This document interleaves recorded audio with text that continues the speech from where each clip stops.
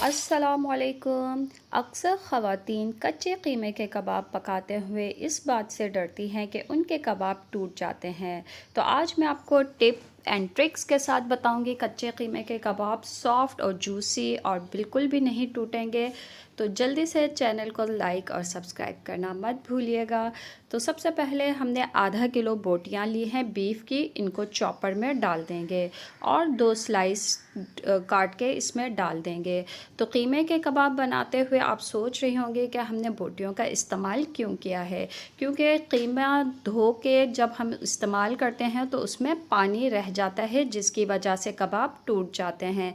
तो यही वो टिप है कि आपने बोटियों को लेके उनको चॉपर में कीमा कर लेना है, इससे आपके कबाब कभी भी नहीं टूटेंगे।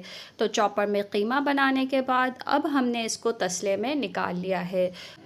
अब इसमें 2 दरमियाने साइज़ की प्याज जिसको मैंने चॉपर में डाल के बारीक चॉप कर लिया है, ये आप देखिए बहुत ही बारीक चॉप हुई है। 1 मुट्ठी हरा धनिया और 1 खाने का चम्मच बारीक चॉप की हुई हरी मिर्चें, ये सारे मसाले हमने इसमें डाल देने हैं। 1 चाय का चम्मच इसमें नमक डालेंगे, या अपने टेस्ट के हिसाब से भी डाल सकती हैं। 2 खाने के चम्मच धनिया पाउडर के डाल देंगे।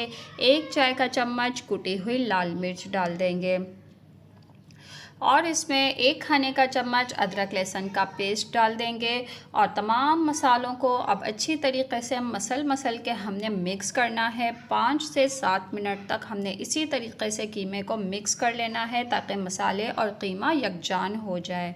अच्छी तरीके से मिक्स करने के बाद अब इस कीमे को 1 घंटा फ्रिज में रख दीजिएगा ताकि सेट हो जाए और कबाब जो हैं अच्छी तरीके से शेप में आ जाए। 1 घंटे के बाद अब कबाब बना लेंगे। कबाब के जितना ले लीजिए कीमा, बड़े बनाएं छोटे बनाएं आपकी मर्ज़ी। अब इसको कबाब का शेप दे देंगे और शेप देने के बाद इसको आप चाहें तो फ्रीज़र में भी रख सकती हैं और जब चाहें आप इसको फ्राई करके खा सकती हैं। तमाम कबाब बनाने के बाद अब इसको कढ़ाई में तेल में फ्राई कर लेंगे। दोनों साइड पे अच्छा सा गोल्डन कलर आने पे इनको हमने निकाल लेना है प्लेट में। तो ये देख सकते हैं आप कबाब जो हैं बिल्कुल भी नहीं टूटे और बहुत ही खूबसूरत शेप में जो है ये बन गए हैं। सॉफ्ट और जूसी कबाब तैयार हैं।